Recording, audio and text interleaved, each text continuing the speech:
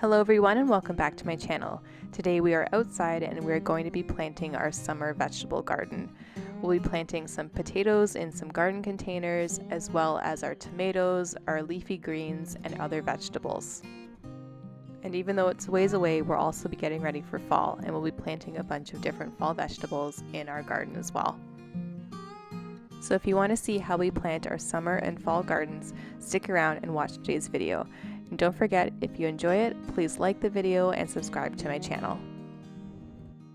So we're going to start off with our potatoes, and this year we're planting our potatoes in these garden containers since last year we actually grew some up in the raised garden bed and they grew a little bit too crazy, so we decided to make them more compact and put them into containers this year. And I have these containers with some holes pre-drilled into the bottom, but since I'm putting them directly onto the ground, the water won't drain properly out of them unless they're somehow elevated. So I'm going to add some bricks to the bottom so that the container can sit up off the ground and drain properly. And you definitely want this for potatoes because potatoes grow directly into the soil and you don't want the soil to be really wet or else your potatoes will rot.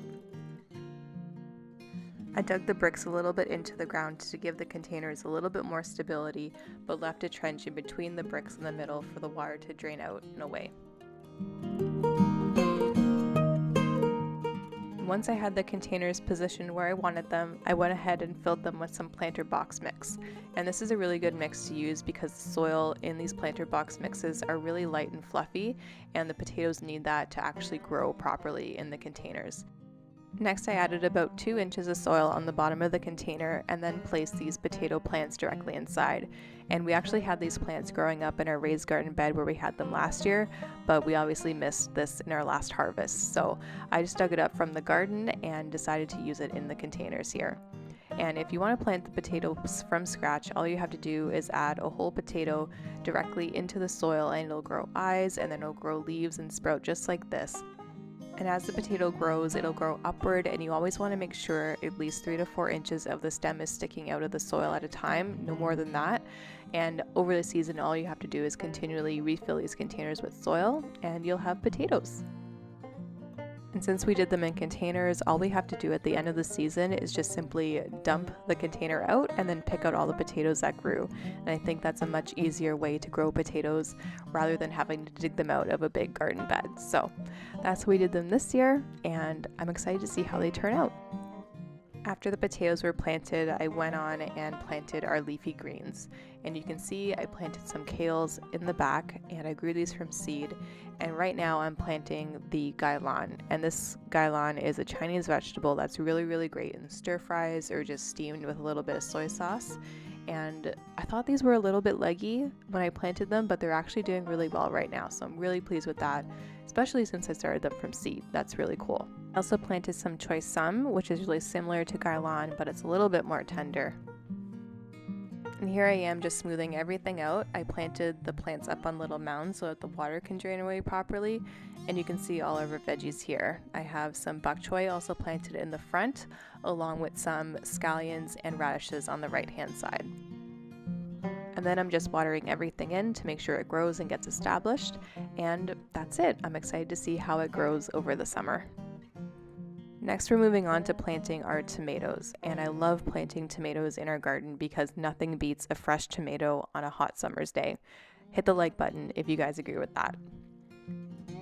And I have different varieties of tomatoes. I have some yellow tomatoes here, along with red tomatoes and cherry tomatoes. And you can see me here spacing everything out in their pots, and I like to do this just to make sure it looks right and that there's enough room for the tomatoes to actually grow.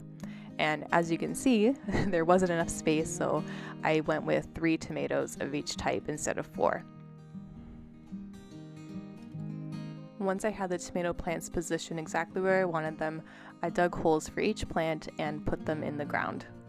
Here you can see me planting our yellow tomatoes, and they grew extremely well last year and they tasted amazing, so I'm planting them again this year. Now if you look closely along the back of our garden bed, you will see that there are some bean plants that are starting to grow. If you missed the video on how I planted these and some other vegetables, click the link here and you can go and watch that video. Next, I'm moving on to plant our red tomatoes, and red tomatoes are a staple for any garden, so we're planting these and I'm excited to see how they taste this year. And finally, I'm moving on to planting our cherry tomatoes. And last year I grew these cherry tomatoes and the plants grew to be over a meter tall, if you can believe it. And there must have been hundreds of cherry tomatoes per plant.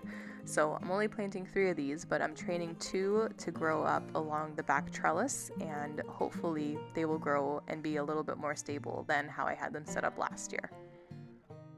And you'll notice there's an upside down container at the front of the screen, and that's a marker for where I'm going to plant some green zebra tomatoes. The seedlings were a little bit too small, so I'm going to wait a couple more weeks to plant them out in the garden. And as one of the last steps, I like to place my tomato cages around the plants, and I like doing this when the plants are really young since it gives them stability and it'll help the plant grow a little bit better. Plus, it's way easier to do this when they're smaller as opposed to when they're bigger and they have more branches and leaves. And then once I had all the tomato cages set up, I just went ahead and watered everything in. And these tomato plants are already looking so great, and I can't wait to see how they grow in the next few months.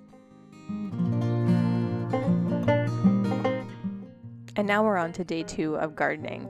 And here I'm planting some cucumbers along with 2 different zucchini plants. I have a yellow zucchini and a green zucchini. In order for cucumbers and zucchinis to grow and produce fruit, calcium is a really important component that has to be present in the soil. So I'm adding some eggshells that we have left over from breakfast directly into the hole where the roots are so that the roots can easily access the calcium and start growing really strong and a lot faster.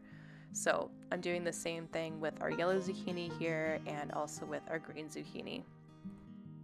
I also save some eggshells to sprinkle around the base of the plant just to prevent any slugs or snails from coming in and eating the leaves as the plant grows. And I also put some mulch around the base of the plant to keep the moisture in. And I actually ended up mulching the flower bed where all these are planted just to make sure that the moisture stays in because it's in a very sunny spot and that area gets dry really quickly. So did all that and watered everything in. Then I went back to our raised garden bed and planted our jalapeno plants, and I actually tried to grow jalapenos from seeds, but they weren't growing that well, so I just spent a couple bucks at the garden center and bought some jalapeno starters, and I'm planting these directly in front of the tomatoes, and I'm really excited to have fresh jalapeno peppers from the garden. And now that our summer garden is taken care of, I'm moving along and planting our fall garden. And this is a really cool spot near the top end of our driveway. It gets a little bit of sun, a little bit of shade, so I'll be planting our different varieties of plants really strategically in this area. So the first thing I'm planting in this garden bed is some corn, and I picked up this honey and pearl corn from the garden center, and I'm going to be planting it in the more sunnier area since corn does need a lot of sun to grow. And I've never grown corn before, so this will be a little bit of an experiment for me, but I'm excited to see how it turns out. I'm also going to be growing some butternut squash in this garden bed, and squash and corn go really well together, which is why I'm pairing it. And I'm also growing some pumpkins, and I started these from seeds from a Cinderella pumpkin that I got last year for the fall and Halloween, and I saved the seeds and I grew them this year. So I'm excited to see how these turn out. But before we get to planting, I have to weed this garden and prepare it. So I went ahead and pulled out all the weeds and then just tilled the ground to sort of stir everything together. There was lots of leaves left over in here from the fall, and then I smoothed everything out with a rake. I separated all the corn and then strategically placed it in the most sunny spot of this garden bed, and this area gets about 8 hours of sun per day, which is exactly what corn needs to grow big and strong. I also planted the corn in a block formation, and this really helps with pollination. So as the wind blows, the pollen will go from one plant to another and actually pollinate the ears of corn, which lets them grow. So doing this in a block formation helps with that as opposed to doing it in rows.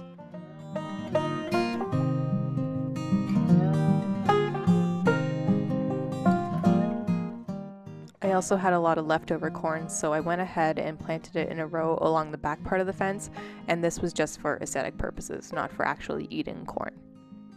So once the corn was all planted, I moved on to planting our butternut squash along with our pumpkin starters.